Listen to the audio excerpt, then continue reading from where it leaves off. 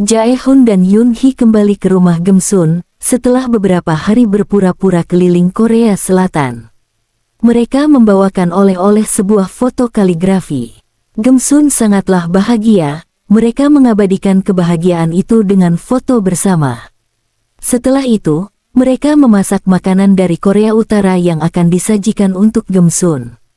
Semua keluarga berkumpul melihat mereka memasak.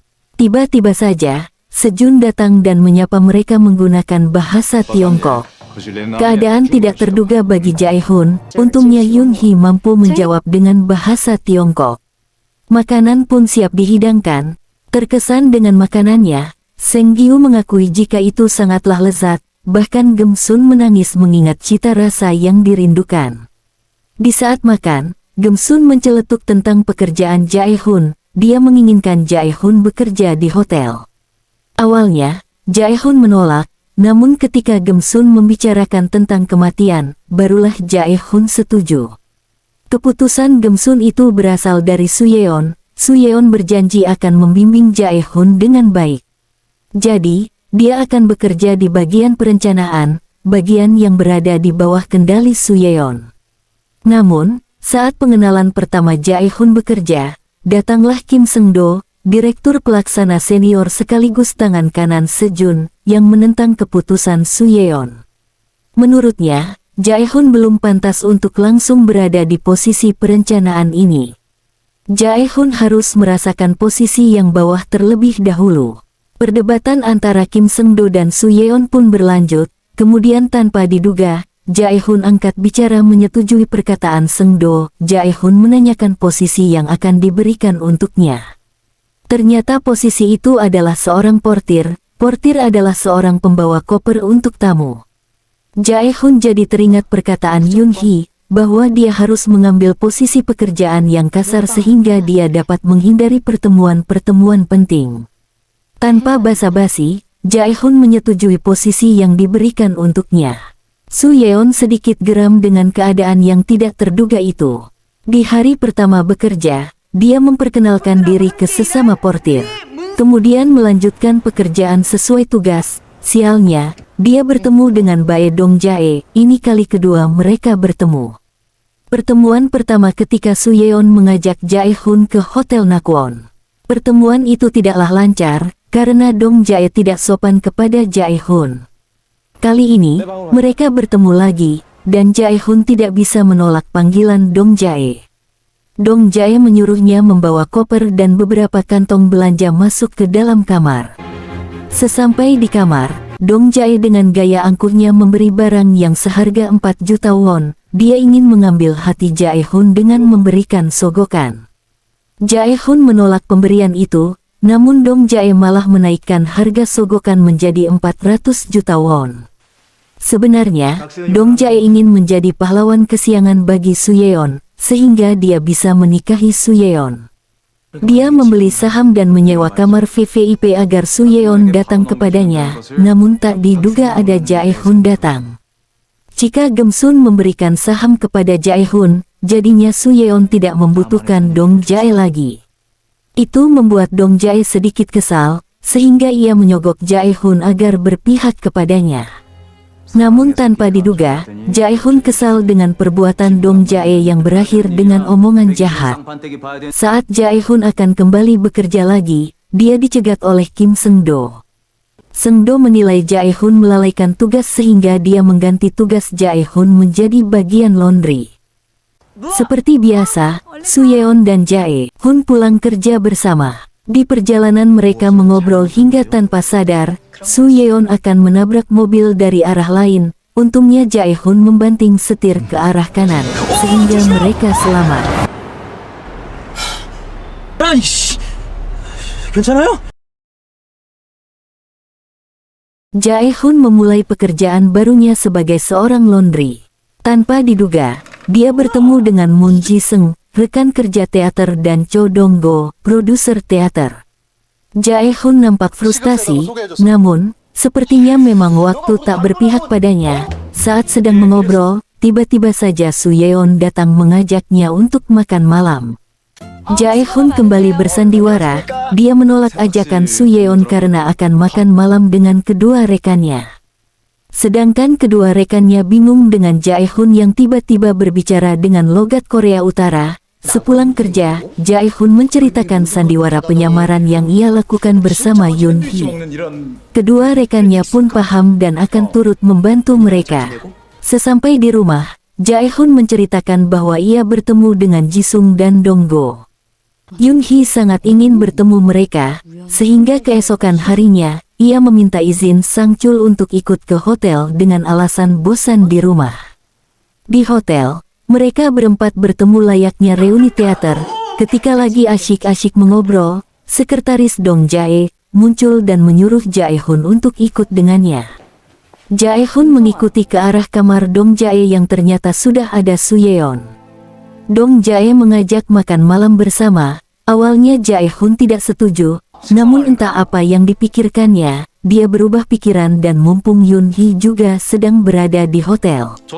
Mereka pun malam-malam bersama. Yoon-hee berusaha untuk membuat suasana menjadi baik. Dia memuji makanan bahkan berterima kasih karena jamuan yang diberikan oleh Dong Jae.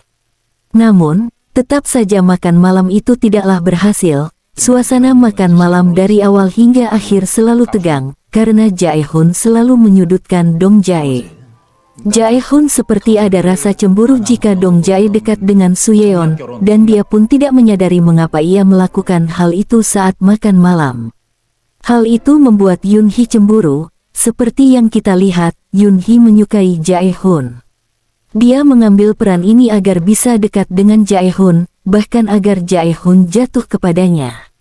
Namun, yang terjadi malah sebaliknya. Karena kesal, Yoon-hee mengusir Jae-hun dari kamar, biar dia memikirkan kesalahan yang dia perbuat. Tapi tetap saja, Jae-hun tidak tahu apa kesalahannya. Dia duduk di taman, menjernihkan pikiran. Su Yeon yang baru pulang menyapa Jae-hun. Jae-hun pun meminta maaf atas apa yang dilakukan.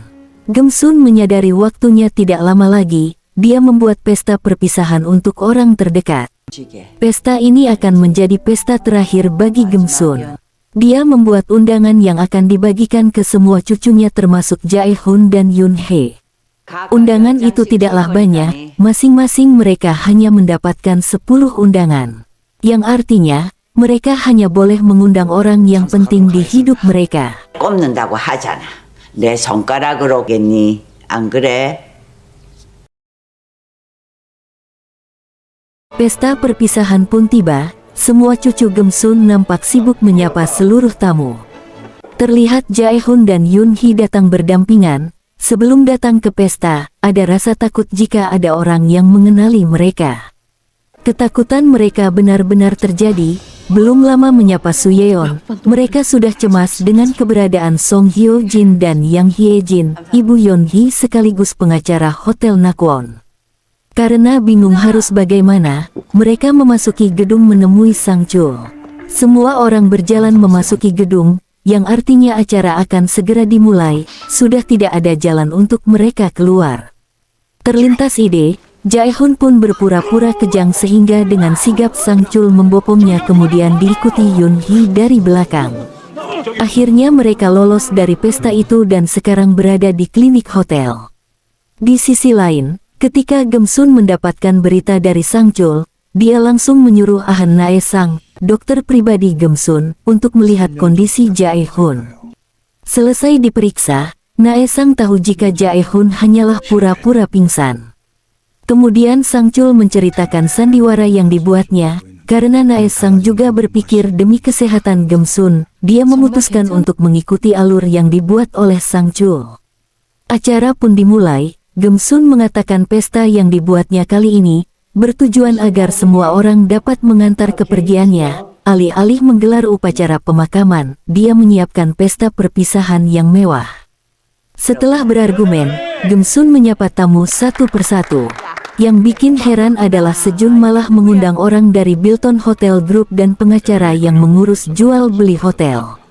Setelah acara selesai, Gemsun menjenguk Jae-hun. Gemsun berterima kasih karena Jae-hun baik-baik saja. Jae-hun dan Yoon-hee semakin merasa bersalah, mereka ingin berhenti dari sandiwara karena tidak tega membohongi Gemsun terus-menerus. Namun, Sang Chul mengatakan jika akhir-akhir ini dia melihat Gemsun tertawa sekaligus meneteskan air mata.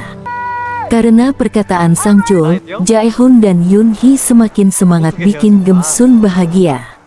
Kali ini, Jung-wook, pengacara keluarga Gemsun, datang atas perintah dari Gemsun. Semua cucu berkumpul dan mendengarkan pengumuman bahwa ada tambahan penerima ahli waris yaitu Jae-hoon dan Yoon Hee. Soo Yeon tersenyum karena posisinya aman untuk beberapa waktu ke depan. Namun, Sejun merasa ketar-ketar. Semenjak pengumuman itu, Sejun merasa dirinya tidak aman karena dia sudah tahu jika Jae-hoon akan berpihak kepada Soo Yeon. Jalan satu-satunya adalah menyingkirkan lawan dengan membeli saham sebanyak mungkin. Dia membeli saham Dong Jae namun ditolak oleh Dong Jae. Karena kehilangan akal, dia menjegal Soo Yeon dengan memindahkan Hong Rakyum ke cabang Pulau Jeju. Soo Yeon geram kemudian melabrak Kim Seung-do. Sementara itu, di Provinsi Jilin, Tiongkok, Ri Mun-seong sedang bekerja keras mencari uang untuk mendapatkan paspor dan KTP masuk Korea Selatan. Dia merampok, judi bahkan membunuh. Apapun dia lakukan untuk mencari uang. Dia ingin menyampaikan pesan ayahnya untuk Gemsun. Hingga suatu malam, dia berjudi bersama dengan Yang Taejo. Taejo tidak kebetulan bertemu dengan Mun-seong. Dia memang mencarinya untuk dibawa ke Korea Selatan.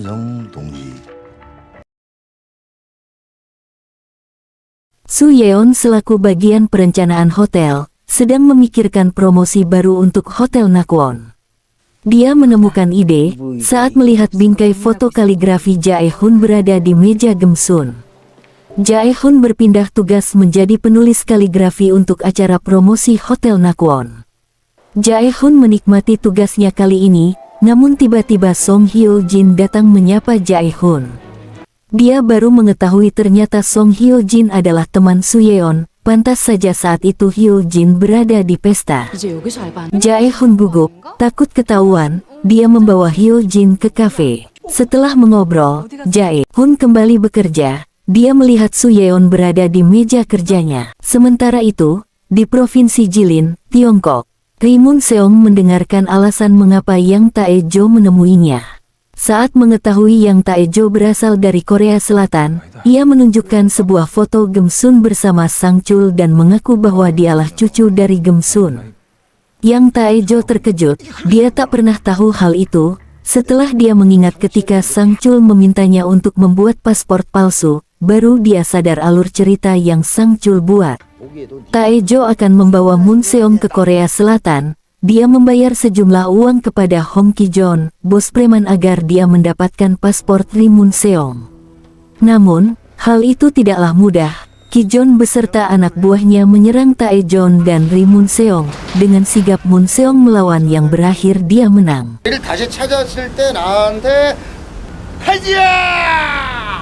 Song Hyo-jin menyempatkan diri ke hotel untuk berpamitan kepada Jae-hoon karena dia akan terbang ke Dubai. Namun saat berada di hotel, dia melihat sudah tidak apalagi acara promosi. Soo Yeon menghampirinya lalu Hyo-jin menanyakan keberadaan orang yang menulis kaligrafi. Soo Yeon mengatakan jika dia adalah Ri Mun-seong, sepupu dari Korea Utara. Song Hyo-jin terkejut, karena orang yang menulis kaligrafi adalah temannya yang bernama Jae-hoon, seorang aktor teater. 연극 배우 유재원이라고.